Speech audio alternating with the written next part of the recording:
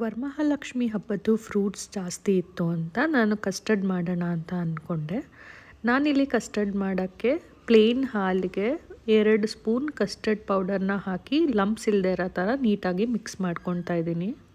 ಈಗ ಇನ್ನೊಂದು ಪಾತ್ರೆಯಲ್ಲಿ ಹಾಲು ಉಕ್ಕಿಸ್ಕೊಂಡು ಆಲ್ರೆಡಿ ಮಿಕ್ಸ್ ಮಾಡಿಟ್ಟಿರುವಂಥ ಕಸ್ಟರ್ಡ್ ಪೌಡರ್ ಕೂಡ ಹಾಕಿ ಒಂದು ಕನ್ಸಿಸ್ಟೆನ್ಸಿಗೆ ತಂದು ಆರಕ್ಕಿಡಬೇಕು. ಇದು ಆರಿದ ಮೇಲೆ ಯಾವ ಫ್ರೂಟ್ಸ್ ಬೇಕು ಅದನ್ನು ಹಾಕ್ಕೊಳ್ಬೋದು. ನಾನಿಲ್ಲಿ ಆ್ಯಪಲ್ ಮತ್ತು ಬನಾನಾ ಆ್ಯಂಡ್ ದಾಳಿಂಬೆ ಹಣ್ಣನ್ನ ಹಾಕ್ಕೊಂಡಿದ್ದೀನಿ. ನಾನಿಲ್ಲಿ ಸ್ವೀಟ್ಗೆ ಶುಗರ್ ಹಾಕ್ಕೊಳ್ತಾ ಇಲ್ಲ, ಶುಗರ್ ಬದಲಿಗೆ ಹನಿನ ಹಾಕ್ಕೊಳ್ತಾ ಇದ್ದೀನಿ. ಹಾಗೆ ಸೋಕ್ ಮಾಡಿರೋ ಅಂಥ ಚಿಯಾ ಸೀಡ್ಸ್ ಕೂಡ ಆ್ಯಡ್ ಮಾಡ್ಕೊಳ್ತಾ ಇದ್ದೀನಿ.